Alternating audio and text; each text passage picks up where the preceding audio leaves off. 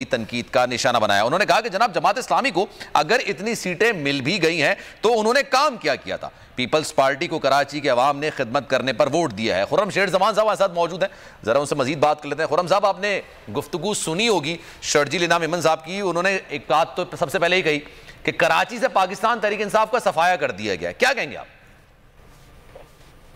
अच्छा, सफाया किस तरह किया हुआ सबने देखा है ना। बोल टीवी तो सारा दिन 2 दिन तक ये चलाता रहा कि किस तरीके से पीपल्स पार्टी के वर्कर्स जो हैं वो ठप्पे लगा रहे थे, कैसे बैलेट बॉक्सेस के अंदर वो स्टफिंग कर रहे थे बैलेट पेपर्स की, किस तरह मार धाड़ चल रही थी, किस तरह पुलिस को इस्तेमाल किया गया, किस तरह आरओ को इस्तेमाल किया गया और किस तरीके से सिलेक्शन कमीशन ऑफ पाकिस्तान ने काम किया। तो अगर इसी तरीके से इन्होंने सफाया किया तो फिर वो आवाम भी दिख रही है और आने वाले दिनों में इनको इसका सबक भी मिल जाएगा। आज की तारीख के अंदर भी हमारे लड़कों को घरों से उठाया जा रहा है जो इलेक्शन में काम कर रहे थे, उनके बाद झूठी FIR काटी जा रही है रियासत को इस्तेमाल करके।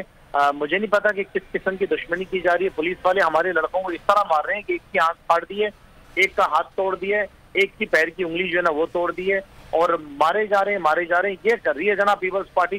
तो यही इनकी तर्ज हुक्मरानी भी है 2 नंबरी और यही इनके इलेक्शन करने का तरीका भी है। मैं आपसे सिर्फ एक सवाल करना चाहता हूँ, सिर्फ एक गुजारिश साहब के साथ सवाल करना चाहता हूँ कि 15 साल से ये सियासी जमात इस सूबे के अंदर जो है इक्तदार में है। ना कराची के शहरियों के पास पीने का पानी है, ना यहाँ पे सफाई सुथराई का निजाम है, ना ये ट्रांसपोर्ट का निजाम ला सके, ना ये स्ट्रीट क्राइम का खात्मा कर सके, ना स्कूल में तालीम, ना अस्पतालों में इलाज, ना यहाँ पे जो है ना कुत्ते काट जाए तो रेबीज की वैक्सीन मिलेंगे। तो कराची वाले इनको वोट क्यों देंगे? क्या कराची वाले पागल हैं क्या कराची वालों ने भंग पी हुई है?